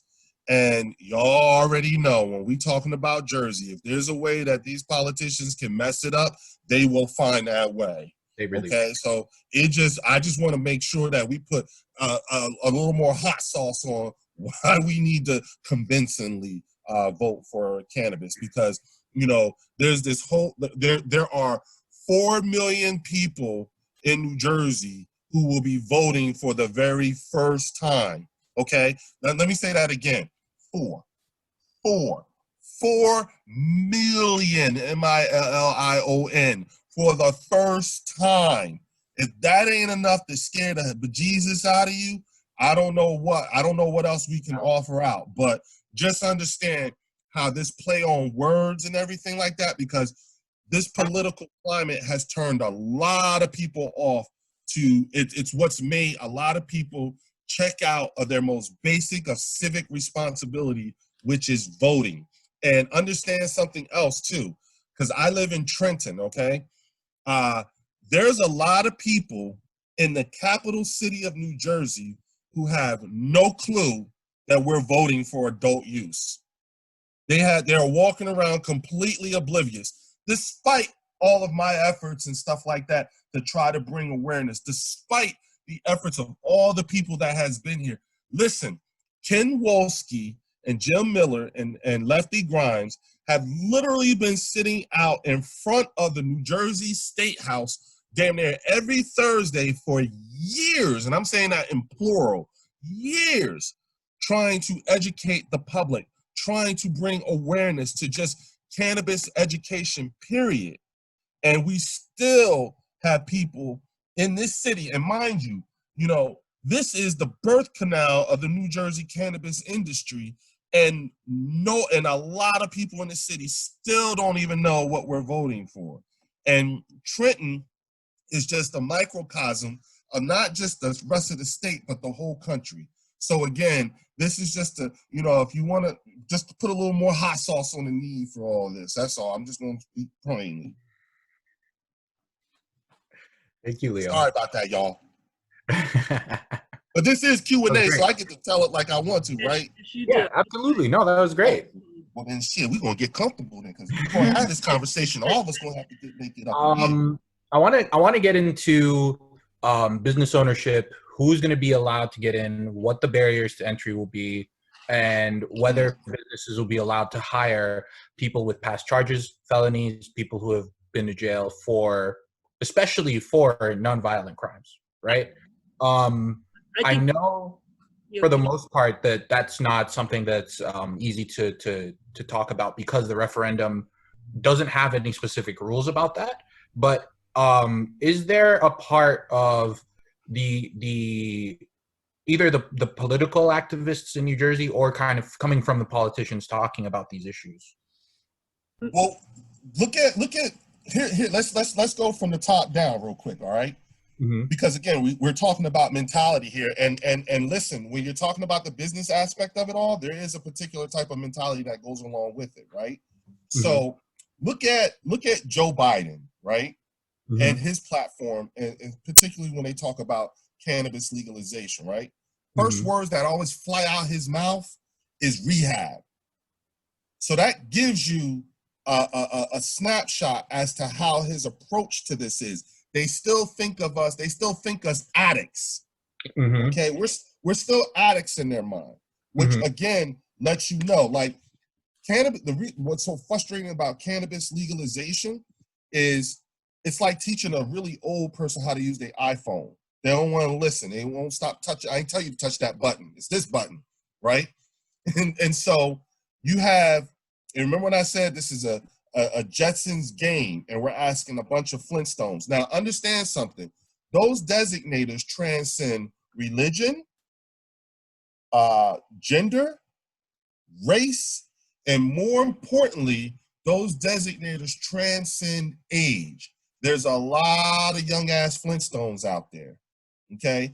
And so a lot of that, if y'all remember, just a few months ago, the United States government wrote a check for $3 trillion. None of us in the cannabis industry get any of that money. Mm-hmm. We don't get none of that money. But you know what? They damn sure going to ask us to help pay that shit back. Okay? They're going to come up with some kind of little crafty way to get us to help pay that money back, and we don't even get none of it. Not to mention, we already got our arm tied behind our back because we don't have banking. That's how wild, wild west this is. And so there's a campaign of, like, we have to have this campaign of winning hearts and minds. And so those of us who are in state, there are those of us who need to rage against the machine, and there are those of us who need to rage within the machine. And at this point, it is incumbent upon us to understand and recognize what assets and resources do we have available to us, and how do we strategically deploy those assets and resources to help bring a favorable type of outcome. And that's where, and it's in that aspect is where the political and business aspect of it all actually merge. Because understand something, there is not one example in these United States where decriminalization ever actually worked. In fact, New York has been decriminalized New York City decriminalized cannabis back in 1977. I was 2, okay? I'm 45 now. And New York City actually leads the country in arrest for this. And so the reason why ballot referendums are bad ideas in of themselves is because, number one, they're very expensive. And number two, you're talking about changing the state constitution. Now, when I hate to use the term, especially when you're talking about impact, social justice impact on communities like the African-American community. Most people don't realize, but when you're talking about, the number one hardest group of people to talk to about cannabis is Black church people. Most people don't realize that Black church people are way more conservative than what you will see on Fox News, okay? The number 2 hardest group of people to talk to about this is Black people. And that's largely because we're suffering from post-traumatic stress over the illegality of the plant, because this plant has got people killed, it's locked up people, it's broken up homes. And who was watching this on the front line? Black church people. And then your number 3 hardest group of people to talk to about this is our Latino brothers and sisters. And that's just because they're dealing with things, they got bigger issues like ICE, especially in the time of Trump. So they ain't really trying to rock the boat here, and I get that. And the interesting thing is that a lot of them are coming from countries where this is federally legal in some way, shape, or form, like in medical. So they happen to be a little bit more educated than your average Black church person with this. And so the ripple effects and the collateral damage is mighty, which is why I don't like using the term reparations when you're talking about cannabis legalization and Black and brown people. Now, I do like using the term restitution. I do want to be made whole from this because you use this to do something to me. And so in order to make me feel whole, in my opinion, restitution would look like stewardship of the industry. The problem, we are not, as a community, we are not time appropriate in our formal education of this plant to be good stewards of the industry. So there's a whole lot that goes into play that for you young people who are fresh out or about to be fresh out, you really need to understand when you getting into this, that all the variables that go into how things got to be the way that they are. So can I comment on a few things Leo said and also the original question a bit? So one of them was expungement for nonviolent offenders, and we did have that mentioned. Actually, the only thing there was the discrepancy about was the weight of how much cannabis the person was caught with. But if there was no overlaying, charge of violence or weapons charge, then they were eligible for automatic expungement. But like I said, the weight was really the touch point. And as far as reentry programs, there's actually some great organizations out there doing reentry.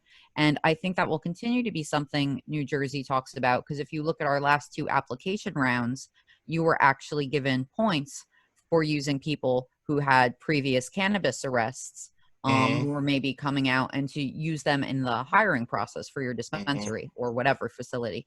So I think you will see both of those things addressed. They've already been addressed. They're on the books, and probably our regulatory commission will enact them after legalization.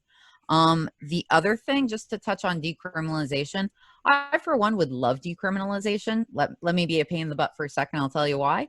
Because the application fee just to apply for a cannabis license was $18,000. Now, I've applied twice. We've spent about $500,000 applying. We do not have a cannabis license. So if I want to open an edibles business tomorrow, what was proposed for decriminalization was a $50 fee. So if I got a $50 fee every single day for a year, that'd be about $18,000. So this is why you see California having the most thriving gray market in the country, because once you decriminalize that, people won't get arrested, but you're not regulating it and creating a taxed and regulated market. What you're creating is the perfect environment for a black market.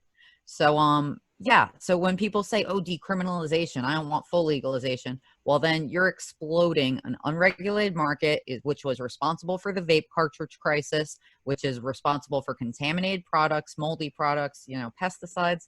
So, yeah, the decrim people, when you kind of put it to them that way, they're like, oh, don't really think about that. So, but yeah, so we could keep it moving, but that was just something. But then if you look at what happened out there in LA and how Cat Packard and them messed it all up with their social equity program under decrim, Mm-hmm. And understand something, for people who look like me, decrim doesn't completely take away that tool that police officers still use when it comes to persecuting black and brown people. And so while, you know, I understand the point that you're making, you know, in terms of why decrim would work for you, you know what I'm saying? For me, I just would like to not go to jail, and I would just like to minimize the police even having anything to talk to me about, you know. And so what full legalization does is, number one, it takes that tool completely away, because again, we're talking about New Jersey. And you know, if there's any way that they can use anything they can do, because understand something, arresting black and brown people in this state is a thing. Oh, yeah. Beating black and brown people in this state is also a thing.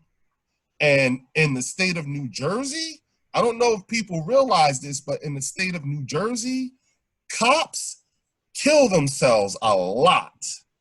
And in the state of New Jersey, cops have a very big steroid problem in this state too. So roid rage is a very real thing that goes on, that plays out very, very heavily in this state.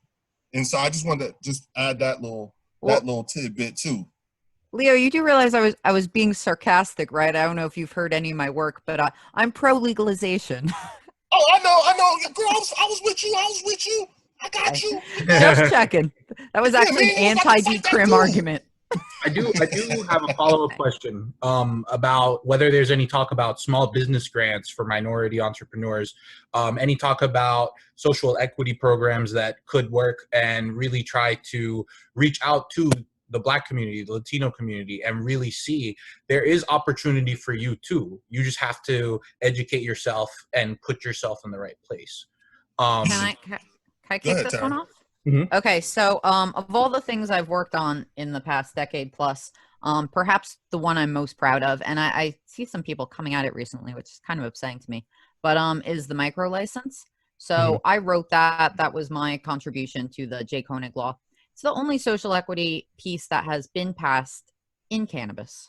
And I wrote it, and what people are challenging about it is that it's limiting. And I would agree that it's limiting, because I thought of myself and people like myself every step of it. And I said, how can we keep this out of the hands of big business? Because one of the things that upsets me the most about most of the social equity programs in this country, and this is not unique just to New Jersey, is there are straw man situations, which is what happens when a woman, minority, or veteran is paid a fee to put the application in their name, and then say they get $10,000, whatever it is. And then after they get the license, they get kicked out and a bunch of white men take over. And so what I want to do with that micro license is to make it so that couldn't happen. Ownership is not transferable, and minority, woman, veteran ownership has to be 51%. So whoever that 51% goes to, it stays to them. Local, it has to be New Jersey people, because if we look at most of our license owners, none of them are from New Jersey. It's almost all MSOs from other states. And not that there's anything wrong with corporate cannabis, you know, it brings a lot of money into the state. but I want to see real opportunities for women, minorities, small business owners, New Jersey residents. So that that micro license has a large portion of New Jersey residency requirement. It has a size limit to be not appealing to corporations. Now, those two first hoops could be jumped through if it was worth jumping through. It's not.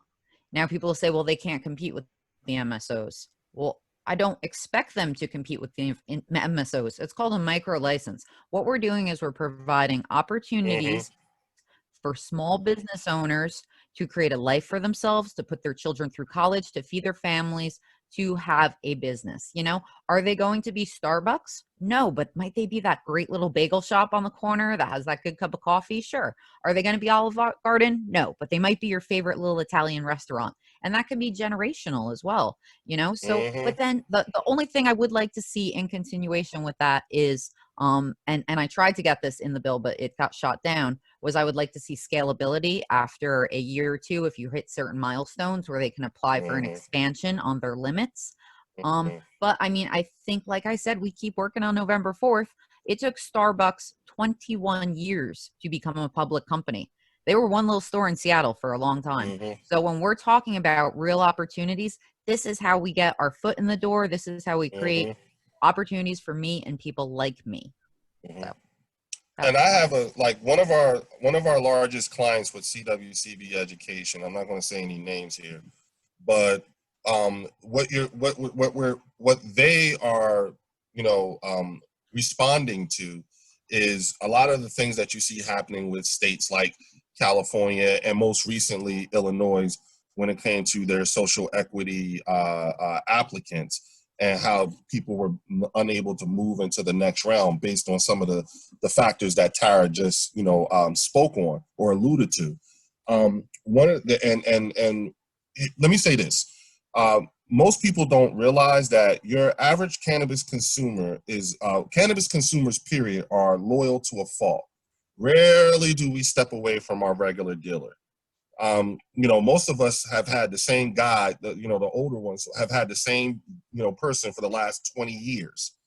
And so when I was a kid, I remember my grandfather used to make me go to the store when you could do this. And he used to make me go buy his cigarettes, and he smoked Benson and Hedges 100s. My mom smoked Newports, and my Aunt Margaret, my great Aunt Margaret, she smoked Pall Malls. And so we have this thing, where we tend to just, if it works, that's all I need. And what Tara has proposed literally allows for that to take shape, and it also eliminates the barrier to entry. Now, this client that I was alluding to earlier, has decided, okay, you know what? We know we're going to get hit with something, so let's do this. So what they've done is they've put together a fund on their own that is designed to help take away one of those barriers of entry, which is finances. And so when completed, potential candidates whom they vet would then be able to go through a specific training that a type of education track that is specific to that company's model, that will allow them to, and the company would absorb the financial majority of the financial requirements for cannabis, for a retail license. And if awarded, that candidate would then own 60% equity in that company, in that license. Now, the interesting thing is that after a certain number of years, that candidate could then buy the other 40%, which is owned by the fund in the form of a note. They could buy that 40% back from the fund, and therefore own 100% equity in that license. And this is done in a way to help combat that the barrier to entry in terms of finances as well. Wow. Brilliant. Is that program open to everyone, or was it a minority organization? Absolutely, yes. Absolutely. Oh, wow. Very cool.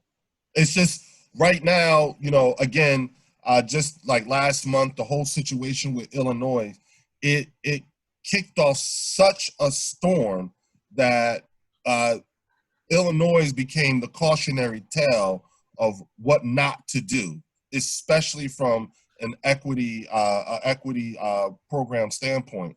You know, there was a lot of hope that they would be the standard, but they messed it up. But then, like I think last week, they just announced that they were redoing the whole thing because, you know, all hell had broken loose when they messed up with the scoring of their RFA that they had put out for like 75 licenses. So you're starting to see now, if you want an example of a good of somewhat of a good social equity program, take a look at what they're doing in Massachusetts. You know, Yes. and then the other thing as well is if you want to kind of stave off some of the ills of social equity programs, my suggestion would be for a state to, you know, use what you have available to you. And what you have available to you, in particular, the state of New Jersey, is you have some really serious, hard-hitting activists in this state. So you know what? As a state, the state should just absorb these activists. You know, I'll be honest with you. If you had somebody like Ken Wolski, who's part of the state program, I'm not, you know, saying Ken do this or whatever, but if you had someone like Ken Wolski, truth be told, a lot of those predatory lending type of companies wouldn't even come to Jersey just because they say, oh, you got Ken Wolski? Nah, we ain't messing with Jersey. That's how it happens. I mean, it literally happens that way because they know they're only going to go where they can get away with this.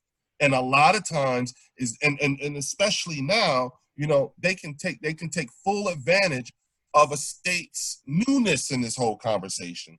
Let me get what I can before they figure this shit out, and then I'm gonna and then next thing you know, they already in there. So it's one of those things where, you know, people don't realize this, but you know, this cannabis thing, this is tribal, and this tribe has elders and shamans and all that type of stuff in here, and people need them. And when you have folks who are new to the space, you don't even know who it is, who's who, what's what. So the need to get with some of these organizations who are actually addressing this, like New Jersey Cannabis Association, Minorities for Medical Marijuana, Women Grow, Coalition for Medical Marijuana New Jersey. We all know each other. The degrees of separation in this industry is like less than 2. And so when you're talking to one, believe me when I tell you, it jumps off everything else because we all know who to talk to when it comes to certain things. You ain't gonna come up with nothing we ain't seen yet. Yeah. I wanna jump in as the moderator because we're at 2 hours and the practicality. Damn. Yes, we're at 2 hours.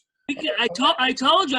Time flies when you are having fun, and the practicality. It don't feel like 2 hours. I'm sorry, Calvin. I told Calvin. I know this crew. They could go on for days. And I deal with exigencies and relativities and practicalities. So I'm going to ask Ken to make one comment that he has on medical. And then I'm going to, because the practicality is we've got to get students to listen for 2 hours. So that's, I feel like an ant about to climb Mount Everest. But you know what? Let me picture that. That's, listen, it's a huge. Listen to Joe Rogan for 4 hours. They'll listen to this. Yeah, I was just going to ask. We can. Listen, you all, listen, we could do stuff. Tira broadcaster, we can do stuff continuing. We can do Q&As. We can come back. Gaetano, you are the connector. So yeah. I have so many great questions left, guys. People still are like people. I submit questions to you guys. Practically, because it will go to waste. We're not being practical now. So what I'm saying to you all, you guys are the thinkers and the connectors. I've got a platform, so does Tira, you know, with your podcast. This can be redone, this Act 2, you know, like a movie, Act 2, play. We can do another act, put people together for the practical thing is for 30 minutes. to do a Q&A. So we can do anything you want to do. We've got platforms and we've got audiences. So we have to draw a line in this because it's practical. And Ken, please comment on the medical thing, because I wanted to hear that. And then I'm going to say one sentence to close. And then Gaetano, this great, wondrous cannabis connector, will put together, we'll do a Q&A if that works for everybody. And we'll promote it. And we can do Q's and A's, you know, every day for the next month if you want. You know, I personally have been sitting here for 7 months at this chair. I haven't budged except to eat, etc. And I do expect I will be sitting in this chair till at least June 17th. So I'm all yours. We can do this. But the practical side is, Ken, you're up. Take your shot at the medical. I do want to say a word about the endocannabinoid system, you know, especially to the students here at Rutgers.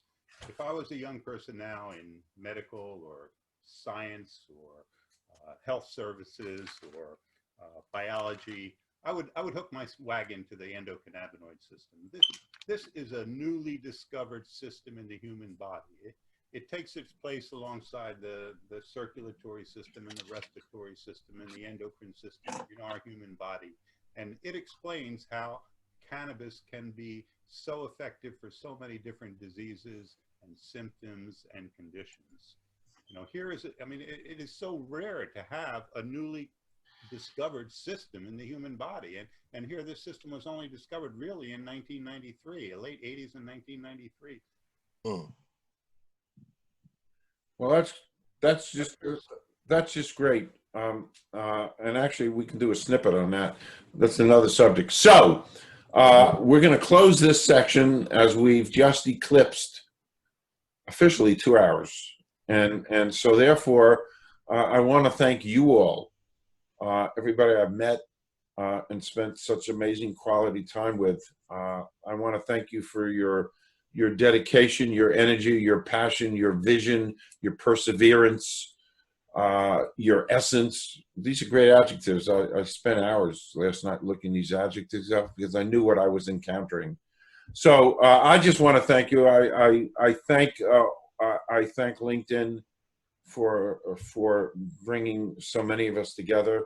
So I'm going to close this.